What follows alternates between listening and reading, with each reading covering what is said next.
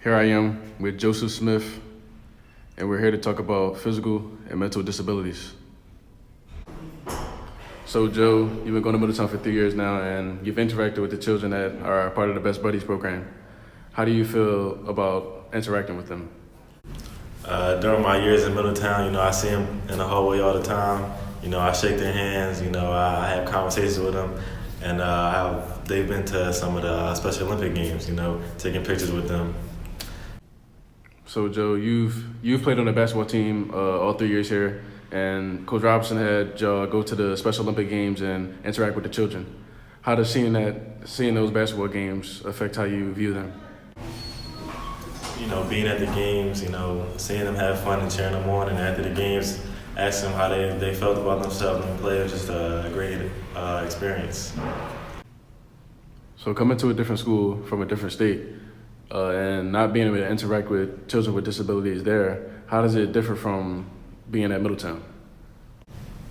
So growing up in Philly to the high school that I went to, the Best Buddies or the special needs kids were kind of like hidden. We didn't really see them too often, but here in Middletown, they're more, just like us, just walking through the hallways, having fun, having conversations. It's good to interact with them because we shouldn't treat them any differently than, I would treat somebody else.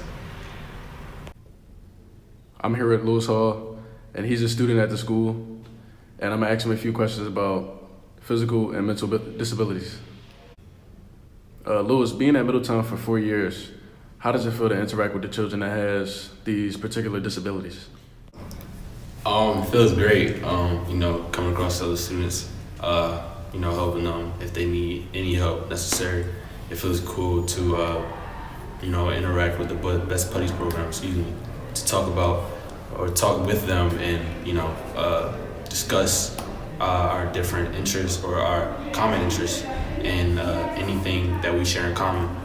And it's cool to just not just separate myself from the rest of the school, but also include myself with the other group and making them feel, for lack of a better word, at home. So Lewis, do you know anything about cerebral palsy and autism? And if not, how do you plan on gaining that knowledge?